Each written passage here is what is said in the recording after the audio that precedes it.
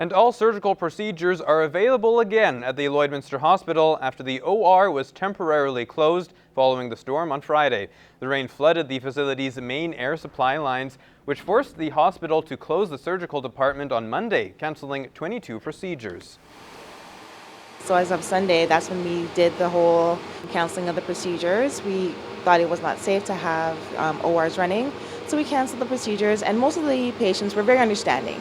Crews are still working on the cleanup. Once that is complete, crews need to test to ensure there is no bacterial growth from the water damage before the air supply can be turned back on.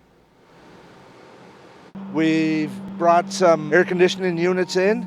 We're going to be hooking them up to different systems today to get air conditioning to places in the hospital. We can't do everything, but we're going to try to get some areas so it'll be hopefully more comfortable. All procedures that were cancelled on Monday have been rescheduled. There is no timeline as for when the cleanup and testing will be completed and the air supply will be turned back on. And here in Lloydminster, City Council met for the first time this month and continued the process of meeting the governance audit recommendations. A new procedure bylaw passed first reading, but not without some concern raised by councillors. Concern centered around the rules of consent agendas, which is a tool used by governments to combine several items into one. I don't believe in a consent agenda and never have, because I think that's a place where things get buried and they get missed because you do a whole bunch of things at times. I don't think we're in that big a hurry. We should be able to go through every item. Councillor Baker says with the proposed bylaw, if an item of concern is missed before the main agenda is approved, that item is then off the table. And I do know that in the past, there's been things missed that's got slipped through on the consent agenda, and I don't want us to have that problem. City administration will make changes to the proposed bylaw before bringing it back to council for the second and third readings.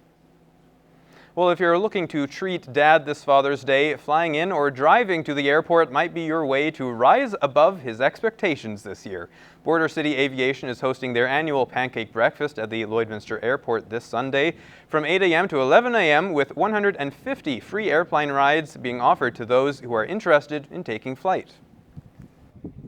It's basically a city tour, so we take everybody out over the city and we get to see some of the local sites around Lloydminster. We tour usually over top of Budmiller Park and over the upgraders to see some of the things that you maybe see from the ground from the air instead, so just to get a different perspective ultimately. Along with the breakfast, they are also providing training for our future young pilots. A Young Eagles event for kids between the ages of 8 and 17 to get involved in aviation, just get some exposure. There'll be a little bit of a ground school course for them and then a ride as well. For tickets, contact Border City Aviation. And there are two friendly cats up for adoption in this week's pet project. Lou is a 2-year-old who enjoys being with people and other feline friends, while Kimmy is an 8-month-old who loves attention. Here is John from the SPCA.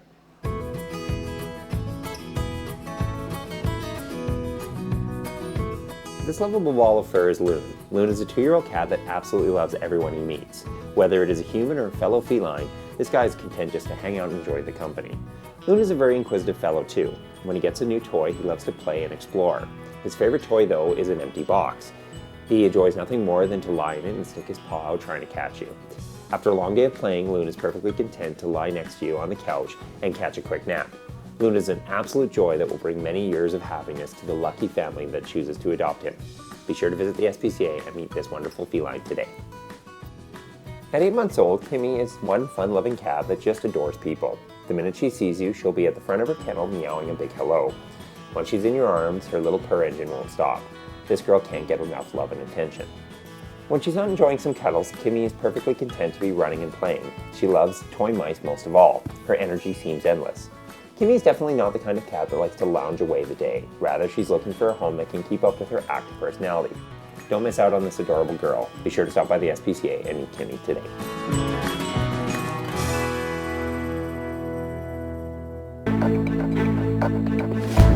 This is Newcap Sports.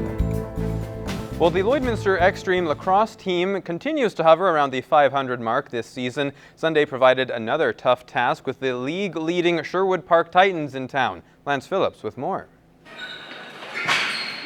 With flooding being an issue at the Civic, Sherwood Park and Lloydminster moved to Russ Robertson Arena Sunday. and the temporary change did not provide good fortune. The Titans handled the extreme, dealing a 13-6 loss to a team playing uninspired lacrosse. I didn't think we put forth a very good effort, to be quite honest. You know, a lot of outside plays, same as what we've been going through. But you know, when we do the things that we practice in practice, if they translate well to the games. And if guys aren't willing to do that in a game, it's totally worthless. The boys weren't there today.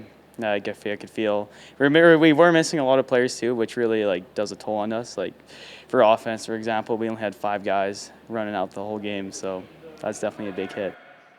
But a lack of players shouldn't translate to errors on the floor, and turnovers continued to be an issue plaguing the team. It wasn't clicking today. A lot of drop passes, a lot of bad passes, you know, and just handling errors. And those are fundamentals of lacrosse. And if you can't perform those well, it's going to be tough to win games. The boys need to practice more, just not on actual days we have practice, but going out and playing wall ball, playing pass with each other, getting the chemistry from the team. Practice makes perfect. Regardless of the fact that they were beaten by the league's best, frustrations are mounting for a team that knows it's capable of so much more. Yeah, everyone gets frustrated because we know we can do better, but then we just don't. I'm not sure what it is. It's just the boys need to get their heads in the game, and then I know we're a good team. It's disappointing, you know, when you play at home and we can't get a decent effort out of the fellas, especially when we got, you know, plenty of fans, plenty of our sponsors here watching. Obviously, we'd like to put forth a better effort. Hopefully, in the next home game, we do that. Lance Phillips, Newcap Sports, Lloydminster.